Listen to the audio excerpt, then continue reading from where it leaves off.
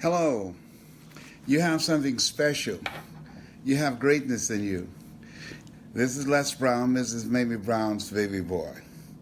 And I want you today, or this morning, or wherever you are, I want you to share it, to like this page, and to share it with as many people as possible. And I have a very serious conversation that I'm going to have with you. And serious does not mean it's going to be a sad conversation. It just means a conversation that will be focused on some things that people might think about. I put out a video about the fact that I am hospitalized, and today is a major day. This is a day that I have my procedure. Now, I want to just starting out, one, I want you to pray for my two sons, Calvin, my oldest son.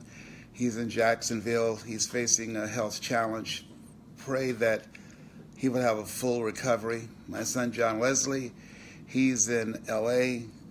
Pray that he will have a full recovery and be able to commit himself to getting all the help that he can come in for himself so that he can live a normal life, being bipolar. And I want you to also pray. Did you need me? Oh, you're just coming in. Thank you. I want you to pray that today at 2 o'clock Eastern Standard Time that you, thank you so much. You know I love your little hat, Monica Grieve, our very good friend here, my little spiritual daughter here in Cleveland, just bought me some little earplugs for her phone. I want you to pray that the doctor's hands are directed by God, and that their level of wisdom and knowledge beyond their university degrees and all of their training will come into play as they perform the procedure on me. And I want you to like this page and to share it with as many people as possible. Something came to me this morning that I'd like to share with you. And the title of this conversation is, what do you do when your prayers are not answered? What do you do? How do you deal with that? Have you ever prayed for something and it did not happen? Well, you know, I have been a 21-year cancer conqueror. So I said, because 7 is my lucky number, anybody who knows me know that. I'm one of 7 children. I was born February the 17th. 7 is my lucky number. And 3 times 7 is 21. So my prayer has been, this is the year. Every year I would pray, this is the year that I will be free of cancer. And so something happened. Not only did that not happen in 2017, which I felt that it was going to happen, but in addition to that not happening, and at that time when I started the prayer, my doctor said, the oncologist said that cancer had metastasized to my T1 vertebrae and 6 other different areas, and that it had eroded 40% of my T1 vertebrae. So my prayer was, Lord, restore my T1 vertebrae and allow me to be free of cancer. Well, in the last week or so, I started, right before the end of the year, started experiencing deep pain in my body. And I said, wow, and I was in and out of the hospital. I said, what's going on? And so I was misdiagnosed.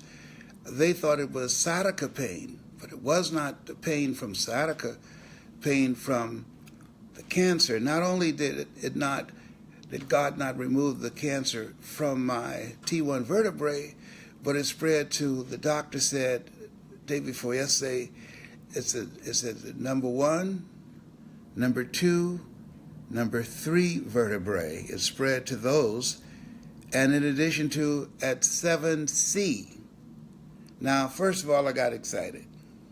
Number 1, number 2, and number 3, the cancer spread to those and to the 7C. Well, now, 7 is my lucky number.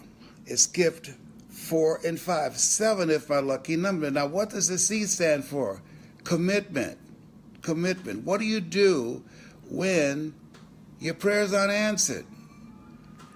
Maintain your commitment of faith. maintain your commitment, to continue to work, to believe, to hold the vision of what it is you want to achieve. It's that what a lot of people do is they give up because it doesn't happen. And I had to say to myself, wait a minute, I wanted this to happen, but come on, God, at one time I would say, whose side are you on? Come on, this is not what I asked for. I said, remove this cancer from my T1 vertebrae. Hello. And would you think that I wouldn't want it to be moved to my second or third in case I wasn't exactly clear, and my seventh area of my back? Okay. I mean, hello. No. I was not going to question God on that. But I was saying, come on. I thought I was very clear. What language do you want this in? But seriously, what I pray for, just the opposite happened. Now, I think that people who are religious, they give up. Because, religious people are afraid of going to hell. Well, spiritual people, we've been there. So we're used to this. So they took me down yesterday. You can't see this. So they mapped my body. And this is this area where they mapped it with this permanent dye to get ready for the procedure today. So they go in today, and at 2 o'clock Eastern Standard Time. Now, I believe in the power of collective prayer. So I'm asking you that you pray that my primary concern was coming out with my voice. Is that I said, will I still be able to speak? And is it probably? Did you say probably? I'd ask, could I survive?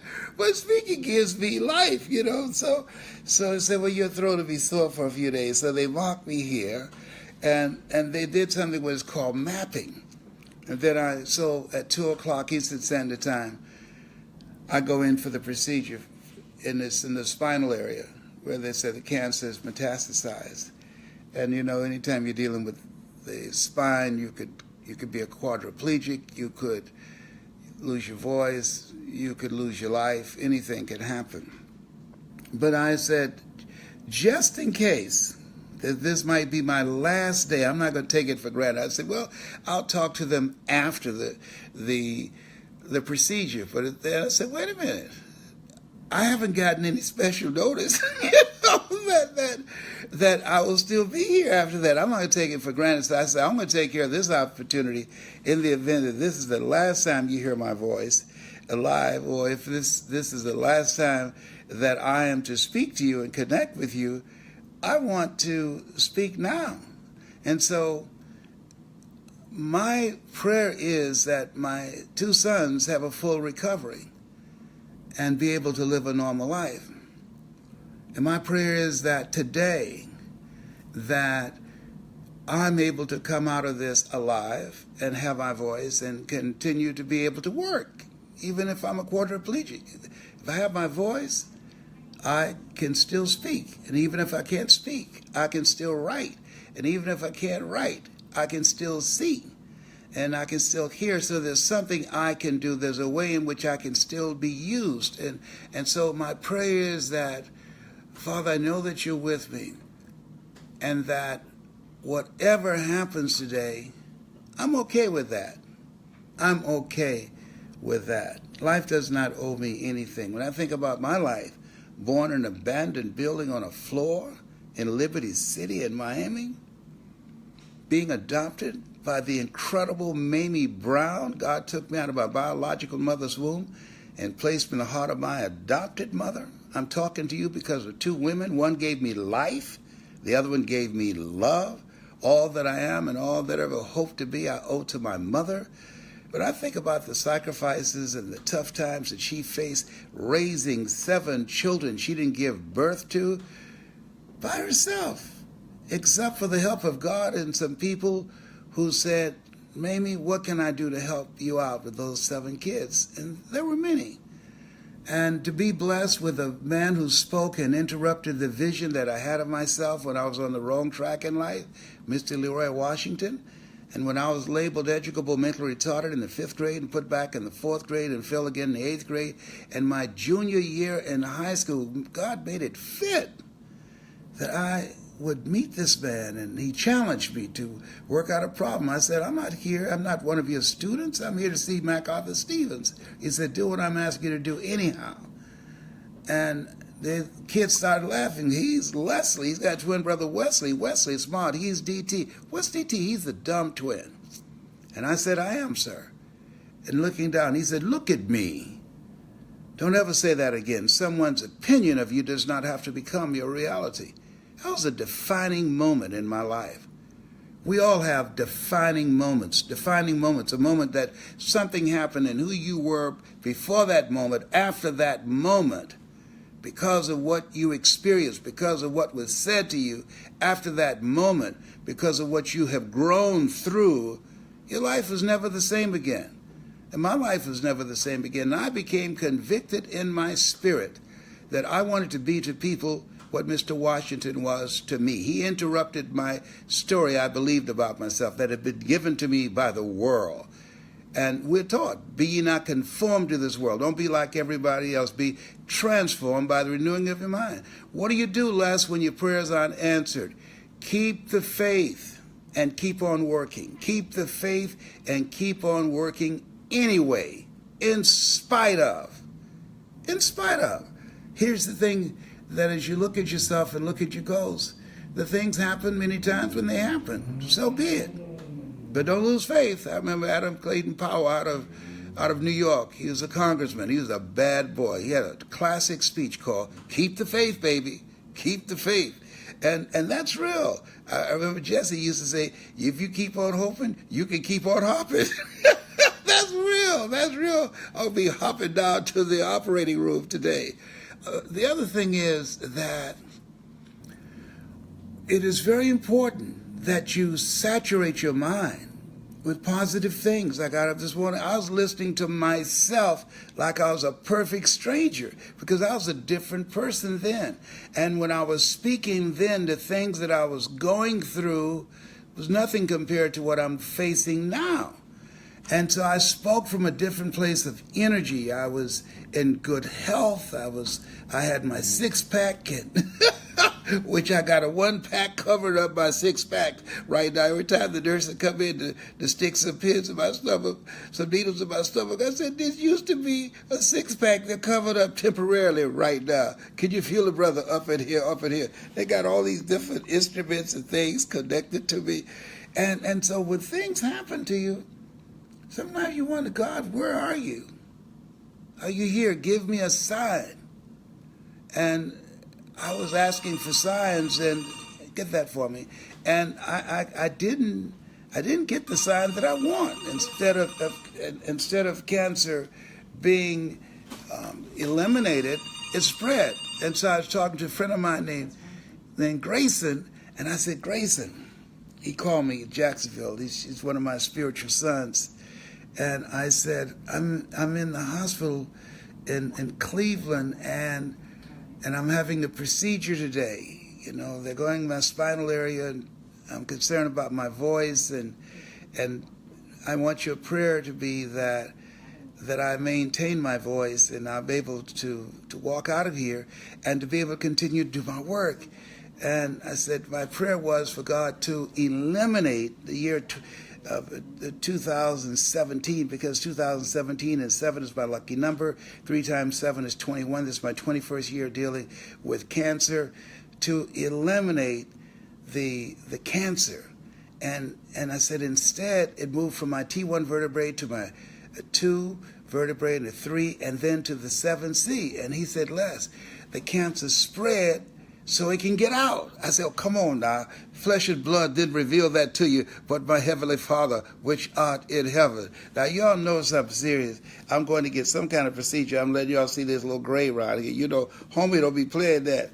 I couldn't find my mascara this morning. Isn't that something crazy? So, let me pat this stuff down. I can't believe it. Oh my God, please help me. They're having a revolution. The gray hair say, come on, let's come on down. He's doing a Facebook.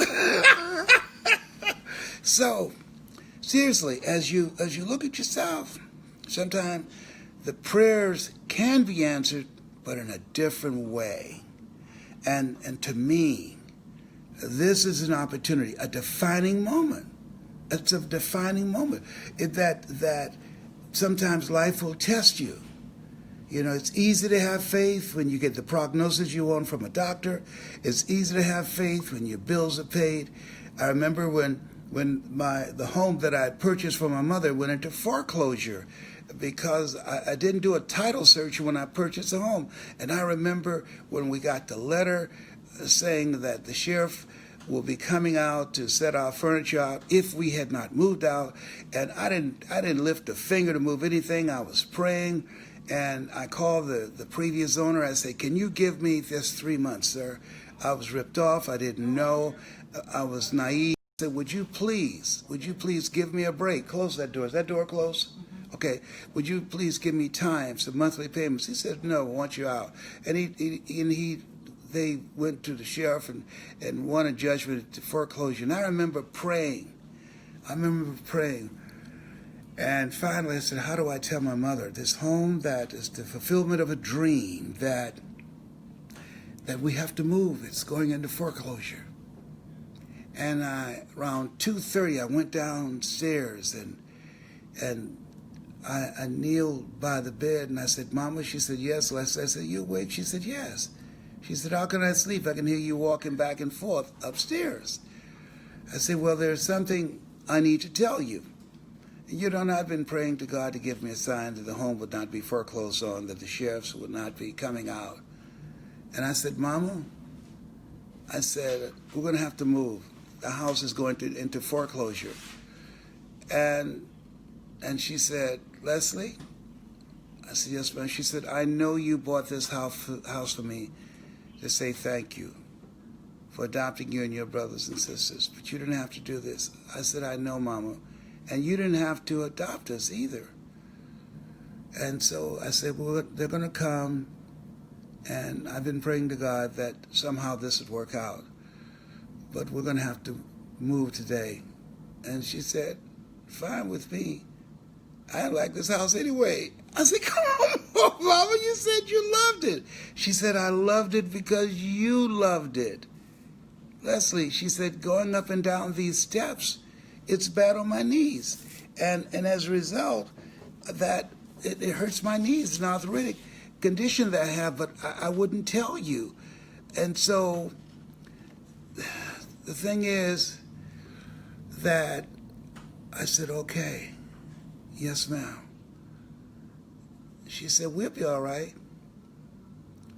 Here's what I want you to know. Even if your prayers are not answered exactly like you want them to be answered, take some wisdom from my mother, Mamie Brown. You'll be all right. You'll be all right. Even though I might come out and not be able to walk or talk, but if I got my life, I'll be all right.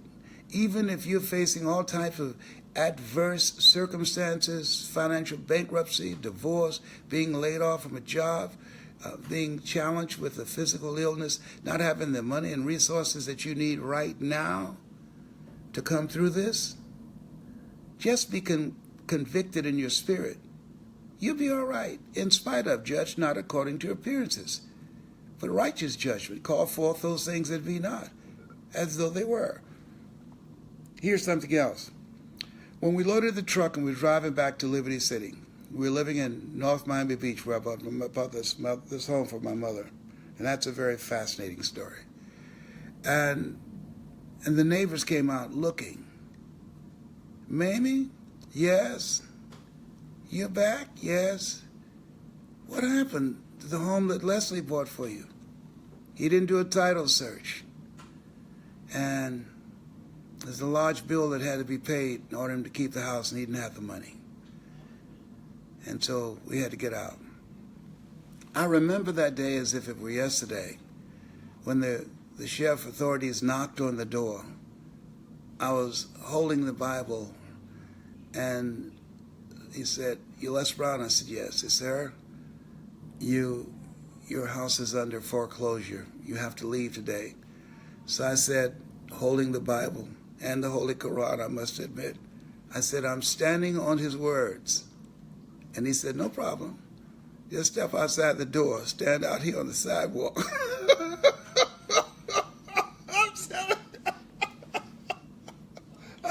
all night.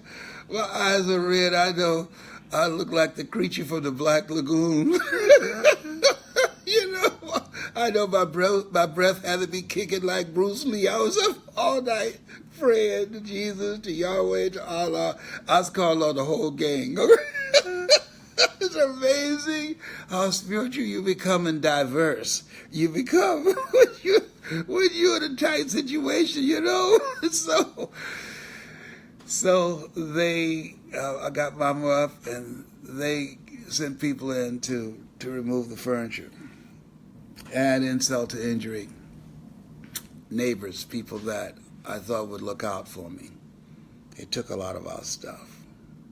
But here's the part that I want you to remember. What do when your prayers are not answered? I prayed to God, don't let me lose this house that I've bought for my mother, who worked on Miami Beach for wealthy families, who cooked for them. And we ate the food left over from the families that she cooked for. She kept their children, and we wore the hand-me-down clothes of the children that she kept. And she adopted us, and she promised our birth mother, I'll never let them go to bed hungry. There will always be food on the table, clothes on their back, and always a roof over their head. And she kept that commitment, and I wanted to do that for her. Please, God, don't let this happen to me. And it happened. And as I was unloading the truck, I remember feeling humiliated, stupid and dumb, depressed. And I remember my mother coming to the back of the truck. And she said, "Boy," I said, "Yes, ma'am." She said, "Hold your head up. Hold your head up." I said, "Mama, I let you down. I'm so sorry. This is the worst day of my life. I'm so sorry." She said, "Hold your head up.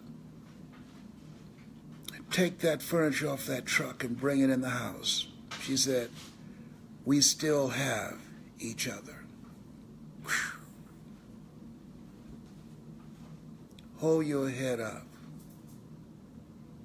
We still have each other. She didn't have an ounce of disappointment in me. It wasn't about the house, it was about me. She knew my heart, that I just made a mistake. It was the first major purchase I'd made. I remember during the negotiations, my attorney asked the guy that was selling me the house, "Do you have any liens against the property?" He said no. So she said, "Well, I think we should do a title search." So I asked the guy, "So do you have any liens against the property?" He said, and he was good, he said, "The only reason I'm selling you this house is because I admire your love for your mother. No, I have no liens against it. And I don't have to sell you this house. I got other people ready to buy it now. I sold it to you at a lower price than I had it listed on the market. So if you're not willing to sign the contract now, then the deal is off."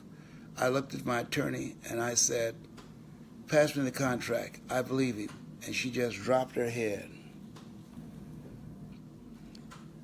She said, "I highly recommend you don't do this, Mr. Brown." I said, I'm going to do it on faith.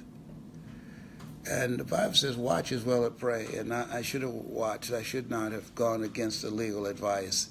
I should have followed what my attorney told me. And because I went through that experience, get her back for me, please. The house went into foreclosure shortly thereafter. But two things that was defining. One, you're going to be all right. And that's real. You're going to be all right. Take my word for it. You are going to be all right. And you must know that, even though you have no proof to point to, that you're going to be all right, because he'll never leave you nor forsake you. And keep your head up. Keep your head up. And so as I get ready for this procedure today, I'm keeping my head up. I'm believing that when they go in with the radiation to reduce the tumors and to minimize the impact of the cancer, that I'll be out of pain. I'll be able to walk out of here, and I'll continue to hold on to the words of Willie Jolly, who said, a setback is a setup for a comeback. And I believe today is a setup. There are a lot of speakers who don't want me to make it. You know, everybody don't want you to make it, you know. There's some people don't want to see you to make it because that will be more speaking engagements for them. The speakers bureaus that stop calling me because people call them and say, Les Brown is dying. Well, my dying has been overrated. We're all going to go. All of us are dying daily, okay? But I've been dying daily to who I was to become who I am now, and I'm still being reborn. So let me see what my daughter, get on the phone, please call her so I can talk to her. Yeah. On an answer phone, you want to leave a message for me to call you, and you want me to stop so I can talk to you. My knucklehead daughter with a pumpkin head look like me without a beard calling me while I'm talking during the broadcast. So answer your phone. Monica's calling you back on it for me. So this is a promptu conversation that the thing's going to happen. And they say, we have not because we ask not. No, I did ask over and over and over again for 21 years. Lord, I claim to be free of cancer. By your grace, I'm healed. And it hasn't happened yet. What do you do when your prayer is not answered? Keep the faith. Honor your commitment. Therefore, take unto you the whole armor of God. What is that armor? Patience, persistence in spite of, perseverance in spite of, being unstoppable in spite of, being true to your values in spite of, standing on principles in spite of. That's what you do. Don't decide to become a wimp and back off. Say, well, I prayed and it didn't happen. No. You're still here. You're still breathing. Everybody can't say that. There's something that you are supposed to do. And so when you, yes, what is she saying? My daughter, you know, children. Yes. Tell her. Oh, my sister. My sister Margaret had just texted my daughter Ona to tell your father to stop the broadcast because he looks old and he looks sickly. Oh, Margaret! My sister. I look old because I'm at the Lou Gray show and I'm ugly. Oh my God! You don't have to call me ugly. That's my sister Margaret Ann Sampson. She keeps it real. Margaret Ann, the reason I'm doing it like this, everybody's seen me in my red tie and my white shirt and navy blue pants and suit, but hey, I want people to see me roar and say they don't like me because of my gray hair, and they won't see it after the day, and because I'm ugly, and that's okay. I got a face that only a mother could love. I can't believe you said this. Stop this broadcast right now. I am not. My nephew, Alex Sampson Jr., he can hook me up. And that'll bring out the Barry White in me or the Denzel in me, okay? But the point that I'm making, it's easy when you have money in the bank. It's easy when you have your health. It's easy when your marriage is working out and your children are acting like they have good sense and they have not been picked up by aliens, and you look at them and say, this can't be my child. This is something from outer space. This is not what I brought home from the hospital. I believe in aliens, okay? But I wanted to share this time with you.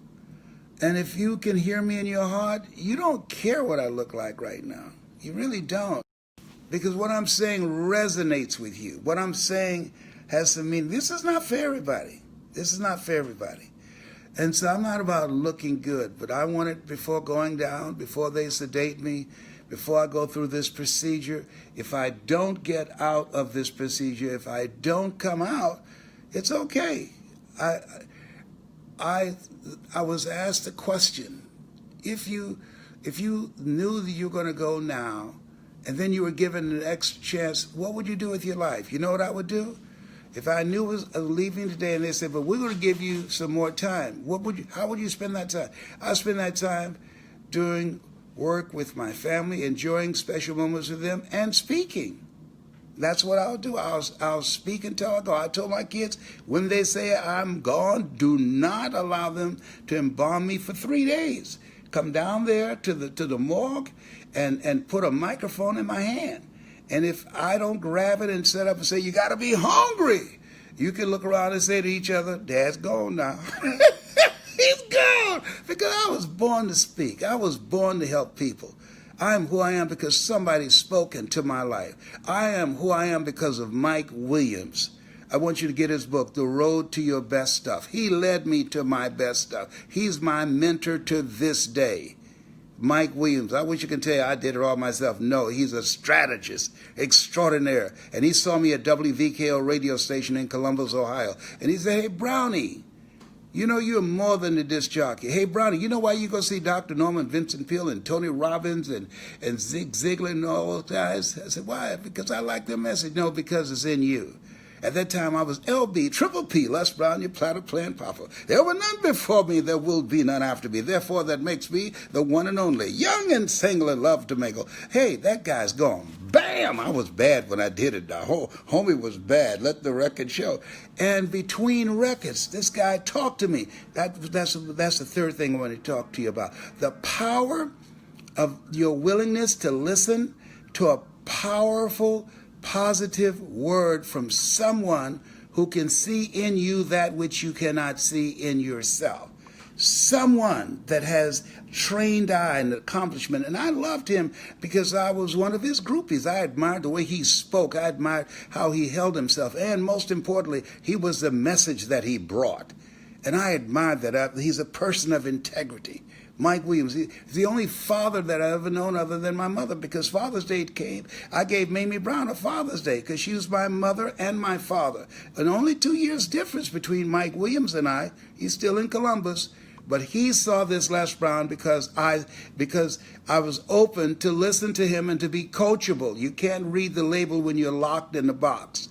And he saw this, Les Brown. He said, Brownie, I see things, and I see you doing more than just editorials on WVKO. I see you doing more than just spinning records in the morning, that you can impact people's lives around the world. He and former state senator Ray Miller, who took my place in the Ohio legislature, these people, having people in your life who can see another you that you can't see right now.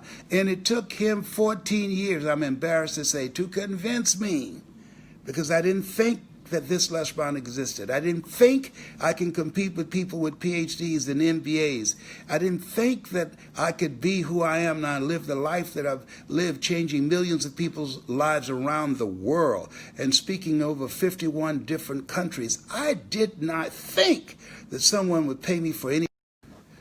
There are things that you can do eye has not seen, ear has not heard, nor has entered the heart of mankind what God has in store for you. So, as I get ready for them to come and wheel me down for this procedure and sedate me and perform this procedure, I ask in your prayers at 2 o'clock Eastern Time that God give them the wisdom and the accuracy to do what they need to do above and beyond what they've been trained in the universities and doctoral programs, that I come out with my voice and my ability to continue to speak and to serve.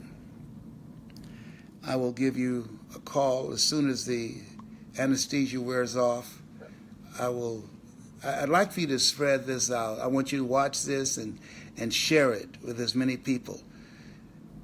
I think people need to know, what do you do when your prayers are not answered? 1, you keep the faith. 2, you keep on working. What do you do when your prayers are not answered? You hold the stand of perseverance, of determination, of honoring your commitment to your commitment. You hold the vision that you're going to be all right. Keep your head up. Yes. Even if you're going through foreclosure, as my mother said, keep your head up. Even if you're laid off from your job, keep your head up. Even if your marriage breaks up, keep your head up. Even if your children disappoint you and you said, this is not who I brought into this world, keep your head up. Even when it seems overwhelming, the adverse circumstances that you're in, and you say, God, I know you know how much I can bear, but as Mother Teresa said, I wish you didn't have so much confidence in me. Keep your head up. That's my last message on the planet. If this is my last day, let the word go out that Les Brown said, keep your head up, keep your commitment to your commitment, and don't touch him for 3 days. Drop a microphone in his casket. If he doesn't grab it and say, you got to be hungry, he's out of here. And he's going on to his next assignment. And I know has a sweet potato pie waiting for me on the other end. I thank you for listening. Don't forget to share this and to like this page and share it to as many people as possible. This is Mrs. Mamie Brown's baby boy. They got me all mocked up, ready for my procedure. They call it mapping. I'm going down there, and I'm believing. I'm coming back. And as Willie Jolly said, a setback is a setup for a comeback. I've been set up for a comeback, and I'm coming back stronger. Not stronger, but stronger than ever before. I got a training in April. I have mine in Fort Lauderdale. Then I'm going to be with my very good friend James Dentley in Chicago with Inspired to Speak.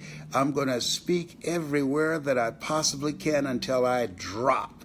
So whatever you hear that I'm coming to town, come, because I'm going to be a beast.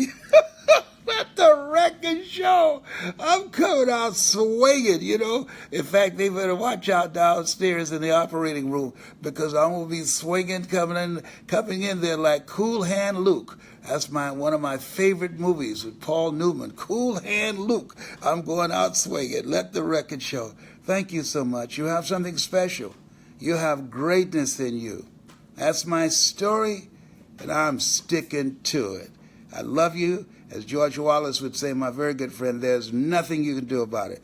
So I want you to spread this word, like this page, and spread this word. Would you spread it and tell other people to spread it? That somebody needs to know when your prayers aren't answered, keep the faith and commit yourself to continue to work and to work and to work. Keep your commitment to patience and persistence and perseverance. And I can tell you, based upon my experience, you will snatch victory from the jaws of defeat. Take no prisoners and eat the wounded. Oh, behave. Whatever. Take care. God bless.